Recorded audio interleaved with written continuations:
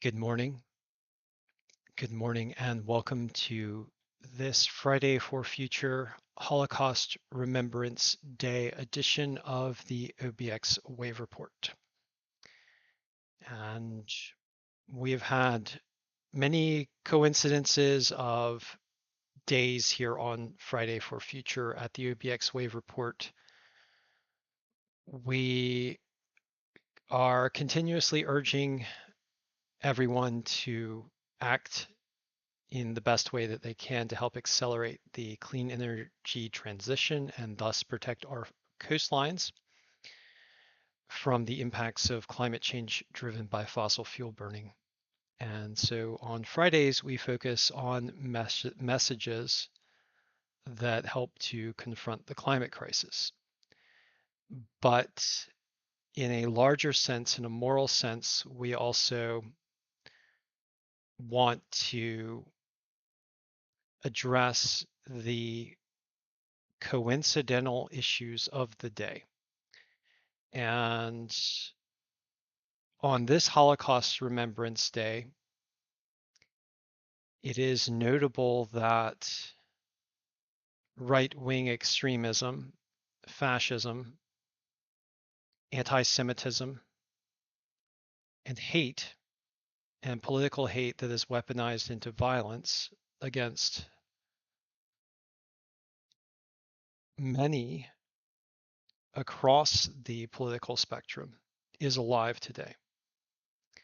And it is worth noting that fascism today targets liberals, climate activists, scientists, LGBTQ, blacks, immigrants, and certainly Jews. Anti-Semitism is on the rise with right-wing extremism and the promotion of hate by various malign political entities and the perpetration and spreading of big lies.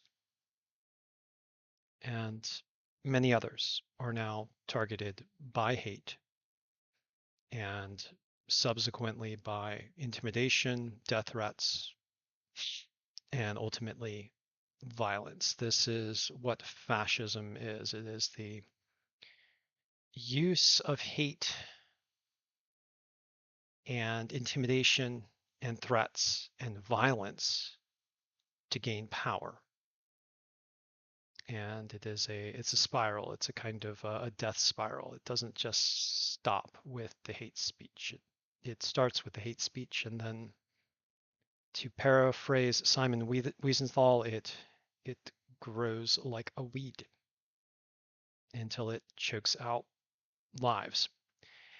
And in the case of the Nazi Holocaust, which we are remembering today, that Holocaust included 6 million Jews, a number that has been indelibly etched in my mind ever since I was a child, and one that I resolve never to forget. And it also included 5 million non-Jews who were also targeted by the Nazis because either they were also hated or targeted by hate, or they were the political enemies of the Nazis.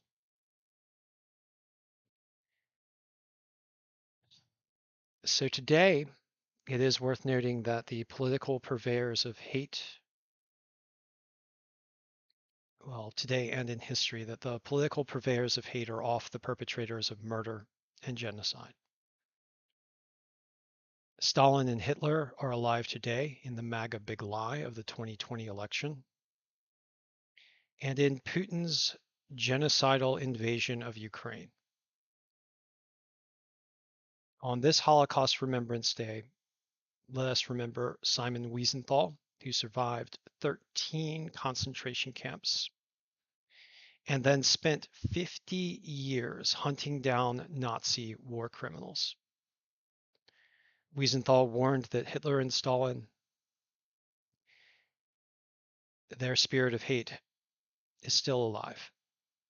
And he sent this message of vigilance to the political murderers of today and tomorrow. You will never rest. On this Holocaust Remembrance Day, let us remember the roots of fascism. It is hate and big lies used to incite political violence in a vile grasping for power. It preys on the fearful, the ignorant. It sends a call to those who revel in harm. It weaponizes the worst of humanity, and it is indeed alive today. For democracy to live, fascism must perish. So let us resolve on this Holocaust Remembrance Day to defeat the forces of hate and political violence by holding those who cling to fascism to a full account. That they who spread hate, authoritarianism, and profit from political violence will never rest. That the people's democracies shall not fall to hate, big lies, or the murders they inspire. All right. So on this Friday for future, let us remember, let us not deny. Denial is but one of the hallmarks of hate. And so we shall not deny the Holocaust, nor shall we deny the climate crisis. We shall stand on the edge.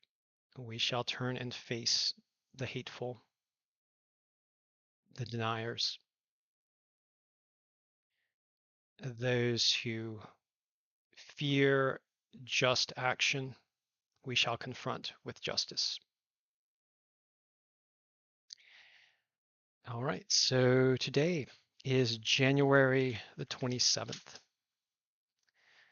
And on this January the 27th, I ask all you surfers out there in the Outer Banks and elsewhere to dedicate one of your surfing sessions to Holocaust Remembrance Day, to carve the memory of what has passed and the resolve not to allow it to happen again into the waves of today, and to let those marks live on in you indelibly. Okay, so looking at the NOAA GeoColor composite provided for us by the fantastic scientists which we celebrate at NOAA, we find that today is a pretty mild day for the United States. Mild meaning we don't have too much in the way of extreme weather. We've got a little bit of an impulse up here near the Great Lakes. We've got some storminess gathering down here toward the Gulf region. And we've got a storm sweeping in through the Pacific Northwest, but none of these are really too intense. Here in the Outer Banks, it is beautifully clear. It is cold in the 40s, middle to upper 40s, lower 50s for highs in most places today, or mid to upper 40s to lower 50s. California has received its respite, which is good.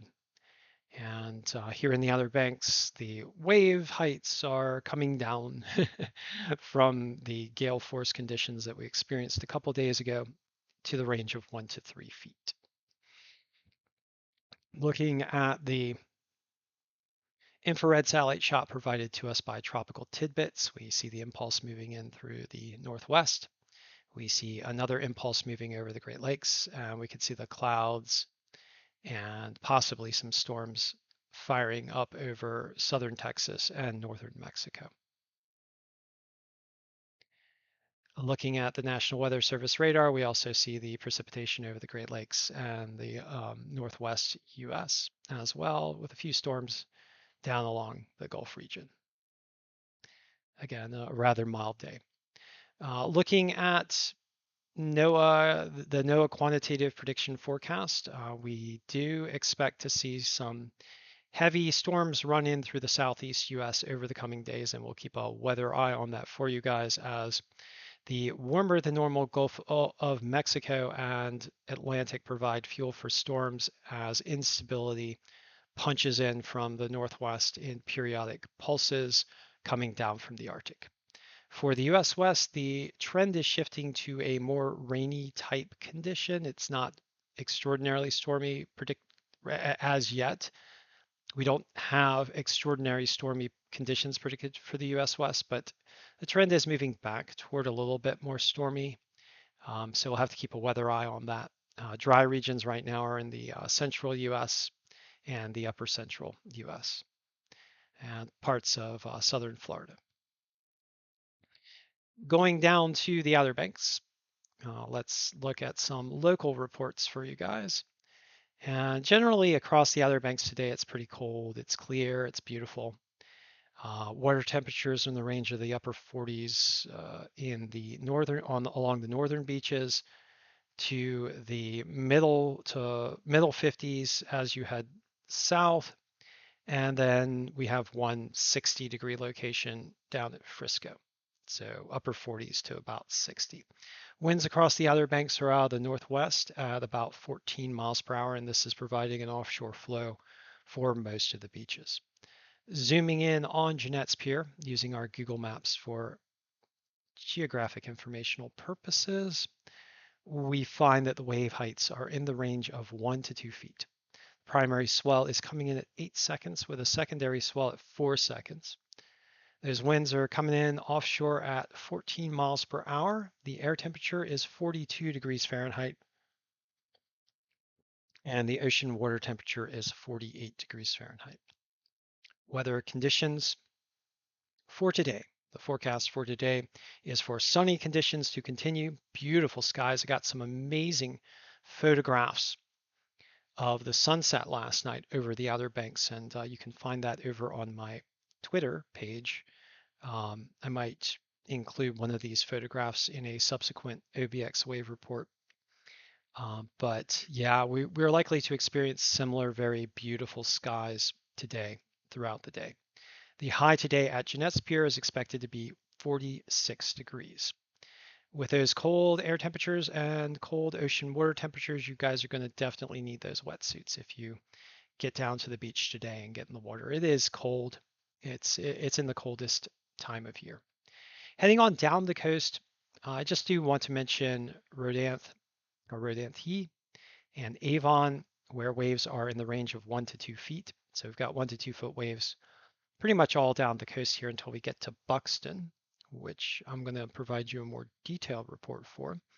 And at Buxton, we have 2 to 3 foot wave heights with a primary swell coming in at 7 seconds and a secondary swell coming in at 7 seconds as well.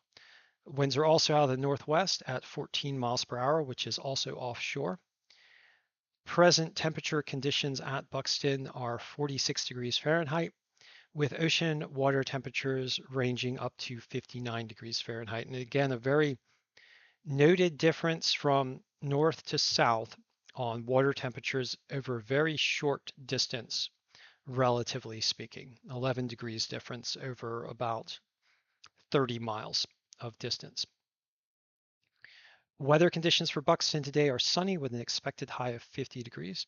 Of course, if you do get out into the water, you are going to need your cold weather protection. You're probably going to want a full suit, hood, and booties as well.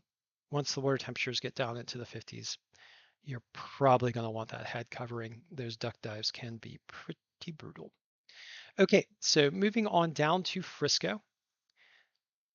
And we find that wave heights are also in the range of 2 to 3 feet with a swell coming in from the south at 7 seconds.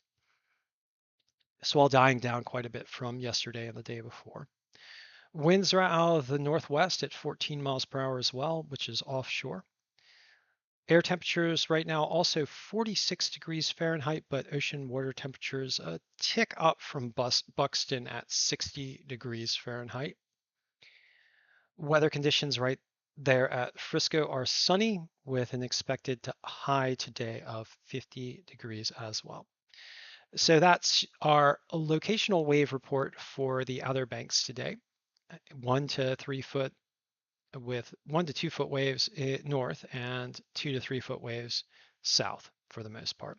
Mostly with the 2 to 3 foot waves focusing here on the Hatteras Island location running from Buxton through Frisco.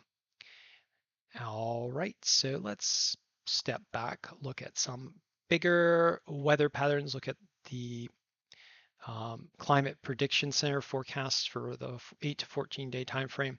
It is worth noting that here in the southeast, we are expected to see above normal temperatures with a big old high pressure system tending to form either over us or out here in the Atlantic, depending on where the trough is forming. The high and the trough is kind of doing this dance back and forth. But on the back side of that high, we're getting that southerly flow and warmer than normal conditions. Across much of the US right now, temperatures well, not right now, for the 8 to 14 day time period are expected to be a bit below normal with near normal temperatures in the far northwest and for a good section of the central and eastern US as well. Precipitation is expected to be above normal here in the Outer Banks with rather above normal precipitation for the Pacific Northwest and for the central US in the 8 to 14 day time period. Worth noting that nothing too extreme is predicted here, and let's hope that that tendency remains. All right, so moving down to the global forecast system model, I did want to zoom out today to look at the Pacific and see what's happening as well as the North Atlantic. And what we have over the next 10 days or so in the global forecast system model is a tendency of storms to form along the Gulf Coast and track toward the East Coast, possibly forming some coastal storms. We've got a tendency of storms to dip in here through the Great Lakes region, and we have an increasing tendency of storms to come in here through the Northwest. California tends to remain drier, but the trend is toward a little bit more rain and then we have a tendency for high pressures to form near the East Coast or off the East Coast. So let's go ahead and advance the model, take a look at it. And by the next main weather event for the Outer Banks is kind of coming in by Monday as another frontal system starts to form over the central US here and then tracks on toward the east, dipping down more toward the Gulf this time with a coastal low forming near South Carolina by Monday. And this is in the forecast. This coastal low isn't expected to linger. It's expected to move on offshore and provide more of a north and an easterly and a northeasterly flow. This will tend to keep the waves pretty high here in the Outer Banks, but nothing too crazy predicted. Looking at most of the wave model forecasts, it looks like the beaches are expected to see between 2 to 4 foot waves for both Monday and Tuesday, which could be a pretty pleasant surf condition. We'll have to keep track of the surf monitors just to keep an eye on these things. It is worth noting that the strong storms for the North Atlantic continue to track east of Greenland, getting pushed north by a high pressure system that right now is warding off storms from the European continent, particularly the west coastal region of Europe. We also continue to see the high pressure system acting a bit as a sentinel for California, although storms are slipping into this Pacific Northwest over the top of this high. And then as we get into Wednesday, there is a kind of there's a continuation of stormy conditions near the Gulf Coast states. We've got a pretty persistent rainy pattern here for Louisiana, Mississippi, and Mississippi River Valley region. We'll have to look to that to see if there's any kind of flood events that arise. The NOAA QPF did indicate some pretty intense precipitation in that region, so we'll just have to keep an eye on that as we get into the middle of next week and into early February. Again, it looks like a large warm front moving across the southeast on the back of that high, and then double barrel low pressure system by Thursday, something to keep an eye on. Nothing too intense in the models right now, but that kind of double barrel low can turn into a nor'easter, although it does look like the energy moves offshore relatively quickly. This does look like a 2-day event though, so it's definitely something to keep an eye on. This looks like it could be Possibly. The first viable nor'easter of the season, like a with the whole 9 yards, near gale force conditions, things like that. But we'll see. It in this model, it doesn't look too potent. We do now start to see by Friday, February the 3rd, a progression of storms moving in toward the Pacific again, and that's something to keep an eye on given the bomb cyclones and atmospheric rivers that aimed at California earlier this year. If we get a switch back to that tendency, things can get pretty hairy. And as we get later on into the model, I do want to note this massive frontal storm across the North Atlantic and sweeping on up toward Greenland. And it looks like it's anchored by a very strong low pressure system in the range of 960s, upper 950s. I can't really tell what millibar that is. Looks like, yeah, 950s and 960 millibar storm lingering near Greenland toward the end of the model. That's a really substantial storm, and it's tapping energy all the way down here in the tropics. So it might be something to keep an eye on. Might be injecting a big injection of warm, moist air into the Arctic in wintertime, in the middle of this model here by Saturday, not of this week, but of next week. Again, we're in grain of salt territory for the model here, getting out toward February the 4th. And I don't think I'm going to run this model too much further out, although I am curious what happens to this storm. It does appear to linger before it moves on off toward Iceland and Svalbard. And then again, a tendency for more storms to start to move in to the Pacific, particularly the Northwest region. All right, so over the next week, looks like we might have a few coastal storms here in the Outer Banks. Nothing too crazy, but definitely something to keep an eye on. Now, moving down to the wave forecasts in the models, I did mention that by Monday and Tuesday for the Outer Banks, we're expected to see consistent 2 to 4 foot waves across the coastline of the Outer Banks. And I'm just going to go ahead and run the model with a point out here off of Cape Hatteras. And it is worth noting that the significant wave heights do tend to stay in this range over the next few days, like the 2 to 4 foot range. So for today, around 4 foot, for tomorrow, around 2 feet, for Sunday, around 2.5, maybe 3 feet. Worth noting that the shift in the swell comes in from the east by Sunday. And then as we get into Monday, waves kick up with a coastal disturbance, although not too high, in the range of 2 to 3 feet in the near offshore environment. And then by Tuesday, the waves again get into the 3 to 4 foot range, but with the swell coming directly off the Atlantic. And with the swell coming directly off the Atlantic, you tend to get the swells lining up better on the coastline, particularly for the east-facing beaches. It is worth noting the swirl out here, nothing too crazy. I'm going to flip to the air model. And it, again, we do see a bit of a trough out here, but nothing too crazy with mainly just northerly winds coming in. And actually, now I'm curious. And helping to generate the swell. The low pressure system, yeah, developed a little bit earlier, and so you get that remnant swell with this, these lows that are swirling offshore. These are not potent lows by any stretch. It looks like a double barrel low here, and but these are relatively weak lows. But they do pump up a little bit of a swell in the range of 2 to 4 feet, and we're likely to see that on the Outer Banks by Monday and Tuesday. All right, so let's get back to the ocean models and look at some waves some more. We'll go back to now. I do want to show you guys what's going on in the North Atlantic. And right now we've got some really large significant wave heights off of Iceland in association with a powerful North Atlantic storm. Significant wave heights in the range of 28 feet. And off of Ireland, significant wave heights falling off into the range of 3 to 4 feet from around 7 foot yesterday. And then off Portugal, significant wave heights coming from the north here, so might be having some difficulty wrapping around to the beaches in the range of 8 to 10 feet. getting off the coast of California, we've got significant wave heights in the range of 5 to 6 feet off of the central and northern beaches, and then for the south-facing beaches,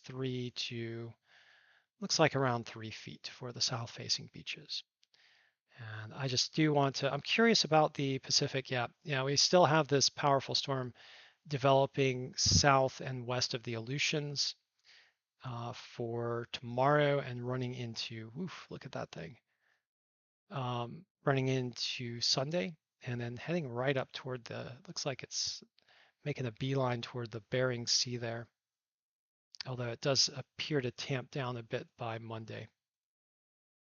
But yeah, powerful storm headed toward the Arctic, another punch of warmer air heading toward the Bering Sea, and extraordinary significant wave heights. Let's go to now and then advance this again. So Saturday, Sunday, in the range of 45 feet, possibly higher in some areas.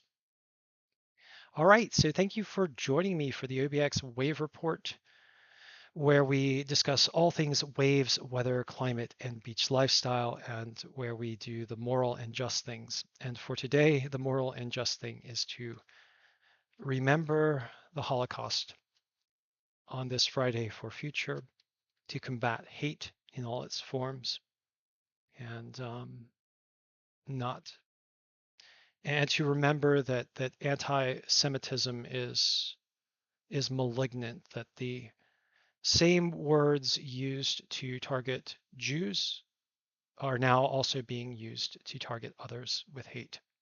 And so we must fight hate in all its forms. And we must remember to do that on Holocaust Remembrance Day. So thank you for joining me again. And I will be back with you for another Friday for Future edition of the OBX Wave Report.